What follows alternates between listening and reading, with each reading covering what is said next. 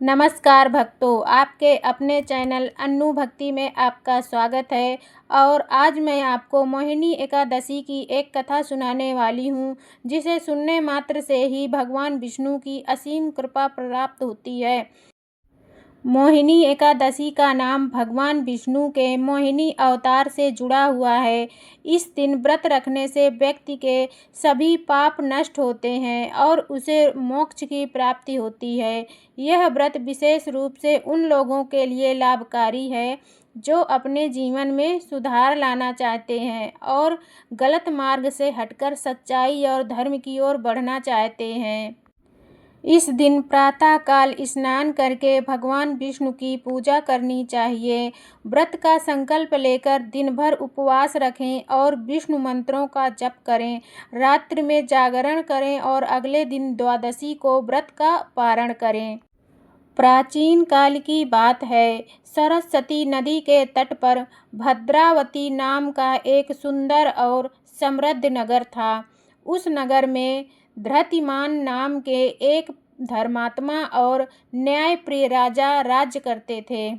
उनकी प्रजा सुखी और समृद्ध थी। नगर में धर्म, कर्म, यज्ञ, दान और पूजा पाठ का वातावरण रहता था।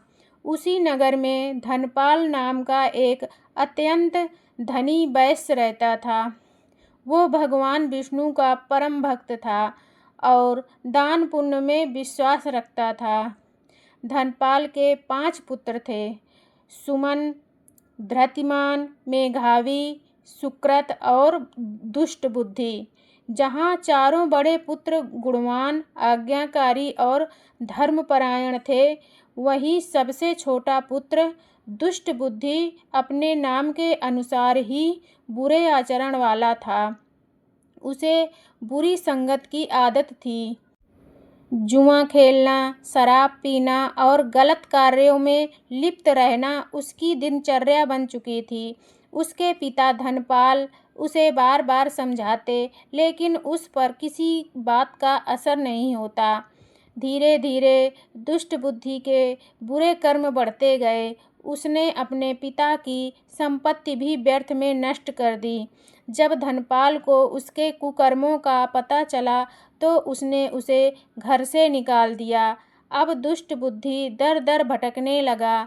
भूख प्यास से व्याकुल होकर वह चोरी और ठगी करने लगा। कई बार उसे पकड़ा गया और दंड भी मिला, लेकिन उसकी आदतें नहीं सुधरीं। एक दिन वह जंगल में भटकते भटकते बहुत थक गया। कई दिनों से उसे भोजन नहीं मिला था। भूख और प्यास से व्याकुल होकर वह एक वृक्ष के नीचे गिर पड़ा और संयोग से उसी दिन वैशाख मास के शुक्ल पक्ष की एकादशी थी, जिसे मोहिनी एकादशी कहा जाता है। उस दिन दुष्ट बुद्धि को कुछ भी खाने को नहीं मिला और अनजाने में ही उसने उपवास कर लिया। उसी जंगल में एक महान ऋषि कौटिल्य गुनि का आश्रम था। गुनि अपने शिष्यों के साथ वहाँ रहते थे और भगवान विष्णु की भक्ति करते थे।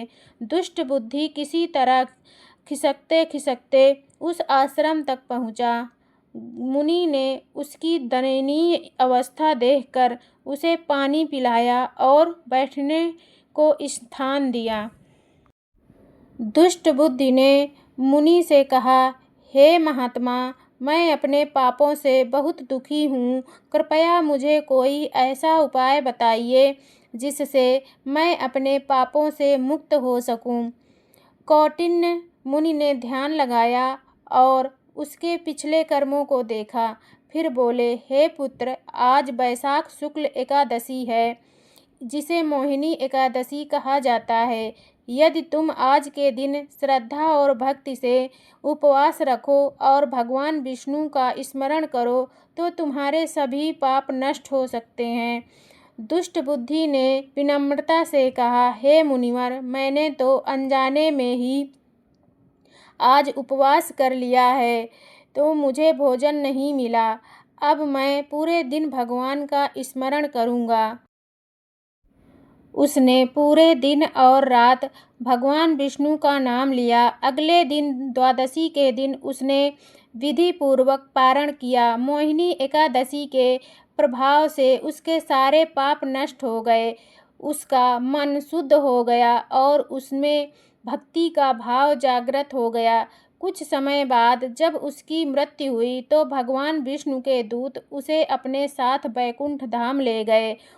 वहाँ उसे दिव्य सुख और शांति प्राप्त हुई।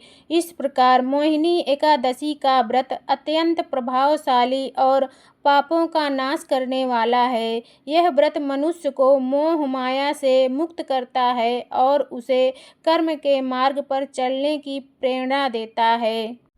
मोहिनी एकादशी हमें यह सिखाती है कि चाहे व्यक्ति कितना भी पापी क्यों न हो, यदि वह सच्चे मन से पश्चाताप करे और भगवान की शरण में आए तो उसका उद्धार संभव है। भगवान विष्णु की कृपा से हर व्यक्ति अपने जीवन को सुधार सकता है और मोक्ष।